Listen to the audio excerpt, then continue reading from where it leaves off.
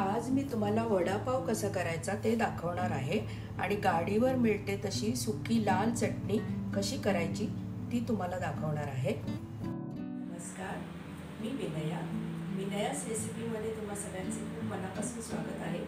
चला तर मग रेसिपीला सुरुवात करूया।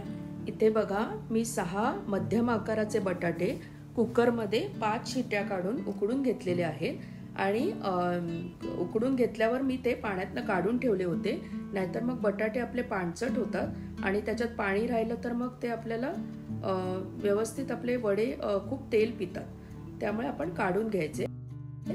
आणि अशा प्रकारे मी बटाटे हाताने कुस्करून अशा प्रकारे घेतलेले आहेत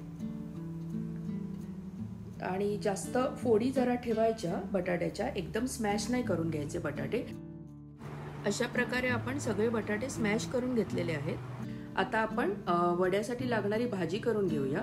इथे बघा, मी 4 चमचे तेल घेतलेलं आहे कढईमध्ये। तेल चांगलं तापलं की मोहरी घातलेली आहे मी त्याच्यात। मोहरी चांगली तडतडली पाहिजे। त्याच्यानंतर हिंग घातलेला आहे। इथे पहा, मी अर्धा इंच आलं, 7 ते 8 हिरव्या मिरच्या आणि 7 ते 8 लसूण पाकळ्या अशी त्याची जाडसर कुटून घेतलेलं आहे, जाडसर पेस्ट करून घेतलेली आहे। तुम्ही मिक्सरमध्ये पण पेस्ट करू शकता, पण जाडसर हवी, बिलकुल पाणी न घालता अशा प्रकारे पेस्ट करून घ्यायची। त्याच्यानंतर मी 7 ते 8 कढीपत्त्याची पानं अशा प्रकारे बारीक चिरून घेतलेली आहे। बारीक चिरल्यामुळे काय होतं, वडे खाताना आपल्या तोंडात येत नाही, त्यामुळे आपण बारीक चिरून घ्यायचं। हे मी 1 ते 2 मिनिटं मंद आचेवर असं सतत परतवून घेणार आहे, म्हणजे त्याचा कच्चेपणा निघून जाईल। आणि त्याच्यानंतर मी थोडीशी हळद घालणार आहे। हळद थोडीशीच घालायची, नाहीतर मग आपली भाजी थोडी कडू होऊ शकते, त्यामुळे हळद मी थोडीशीच 1 पाव चमचा हळद घातलेली आहे। ते अशा प्रकारे हळदीचा कच्चेपणा जाईपर्यंत आपण थोडंसं परतवून घ्यायचं याला। आता मी बटाटे जे आपण कुस्करून घेतले ते बटाटे मी थोडे थोडे करून याच्यात घालणार आहे व्यवस्थित असे, आणि चांगलं व्यवस्थित मंद आचेवर असं परतवून घेणार आहे। 1 ते 2 मिनिटं सतत परतवून घ्यायचे। मसाला व्यवस्थित त्या बटाट्याला सगळा लागला पाहिजे, अशा प्रकारे व्यवस्थित परतवून घ्यायचे। अशा प्रकारे व्यवस्थित परतवून घ्यायचे। त्याच्यानंतर आपण आपल्या चवीनुसार मीठ घालायचंय आणि परत असं व्यवस्थित परतवून घ्यायचंय आपल्याला।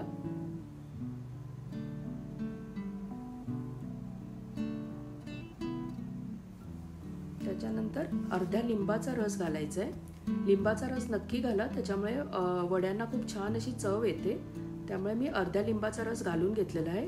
आता आपण असं परतवून घेऊया व्यवस्थित।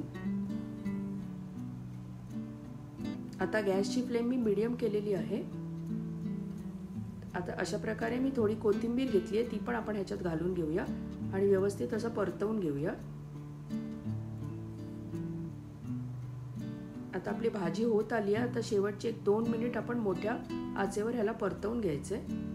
आता आपली भाजी झालेली आहे, ती आपण एका प्लेटमध्ये काढून घेऊया आणि भाजी थंड करायला ठेवूया। तोपर्यंत आपण बेसन तयार करून घेऊया। इथे पहा, मी अंदाजे 4 वाट्या बेसन पीठ घेतेय आणि त्याच्यात मी थोडा हिंग घालून घेणार आहे आणि थोडं मीठ आपण आपल्या चवीनुसार घ्यायचं आहे। त्याच्यानंतर आपण हे सगळं जरा व्यवस्थित सुक्क असं मिक्स करून घ्यायचंय। हळद घालून घेऊया थोडीशी, ते पण आपण व्यवस्थित मिक्स करून घेऊया। त्याच्यानंतर थोडंसं पाणी घालून आधी मिक्स करून घेऊ आपण, म्हणजे त्याच्या गुठळ्या होत नाहीत, त्यामुळे अशा प्रकारे थोडं थोडं पाणी घालून मिक्स करायचं, एकदम असं पाणी घालायचं नाहीये। अशा प्रकारे थोडंसं पाणी घालून त्याच्या गाठी ज्या आहेत त्या मोडून घ्यायच्या। त्यानंतर आपण अंदाजे 2 टेबलस्पून तांदळाचं पीठ घ्यायचं आहे, ते पण आपण व्यवस्थित असं मिक्स करून घ्यायचंय। थोडं थोडं पाणी घालून आपण मिक्स करून घ्यायचंय अशा प्रकारे। हे बघा, अशा प्रकारची कन्सिस्टन्सी आपल्याला पाहिजे, एकदम जाड पण नाही आणि एकदम पातळ पण नाही, अशा प्रकारे आपण बेसन पीठ भिजवून घ्यायचंय। आता हे पहा, आपले बटाट्याचं सारण जे आहे ते थंड झालेलं आहे। आता आपण त्याचे गोळे करून घेऊया। अशा प्रकारे बघा, गोळे करून घ्यायचे असे, तुम्हाला कसे पाहिजेत तसे। तुम्हाला जर थोडे चपटे पाहिजे असेल आता चपटे करून घ्या, नाहीतर मग असे गोल गोळे करून घ्या. अशा प्रकारे मी गोळे करून तयार करून घेते. बघा अशा प्रकारे.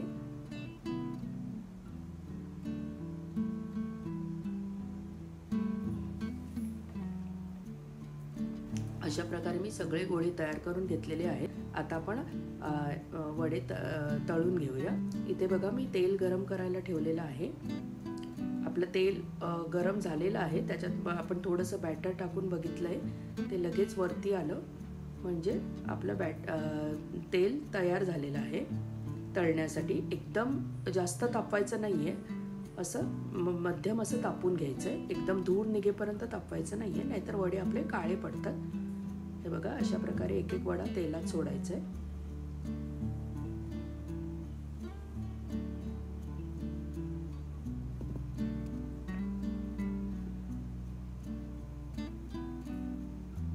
अशा प्रकारे 4 वडे मी तेलात सोडून घेतलेले आहे. आता अशा प्रकारे झाऱ्याने वड्यावर असं तेल घालायचंय. अशा प्रकारे थोडे असं वडे सोडवून घ्यायचे जरा, आणि 2 ते 3 मिनिटाशिवाय त्याला हलवायचं नाहीये. एक साईडनी व्यवस्थित झाल्यावर मग आपण हळूहळू त्याला परतवून घ्यायचंय. अशा प्रकारे बघा कसा छान कलर आलाय आपल्या वड्यांना.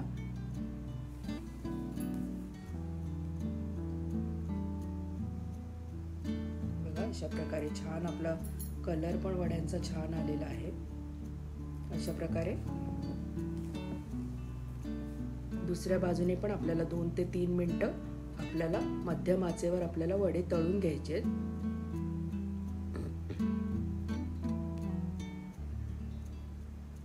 बघा कसे छान दिसतायत आणि कलर पण किती छान आलाय आपल्या वड्यांचा.